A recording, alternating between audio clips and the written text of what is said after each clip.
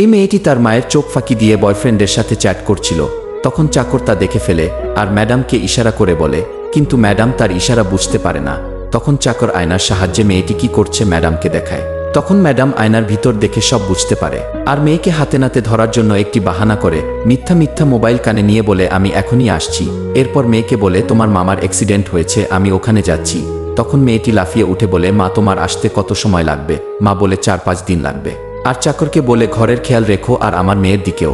এই বলে ওখান থেকে চলে যায়। তখন এই মেয়েটি তার মা চলে যেতেই বয়ফ্রেন্ডকে ফোন করে বলে, মা 4-5 দিনের জন্য বাইরে গেছে, তুমি তাড়াতাড়ি আমার বাসায় চলে আসো, মজা করব। আর তার বয়ফ্রেন্ড চলে আসে। এরপর তারা দুজন যখন মজা করতে যাচ্ছিল তখনই তার মা ওখানে চলে আসে। এরপর তাদের দুজনের সঙ্গে যার করলো তা দেখলে আপনাদের মাথা ঘুরে যাবে, কিন্তু তা দেখার আগে ভিডিওটি লাইক করে দাও, চ্যানেলটি সাবস্ক্রাইব করে দাও। লাস্টে মা বলে, আমি সব জানি আর তোমাকে হাতে নাতে ধরার জন্যই এই প্ল্যান করেছি।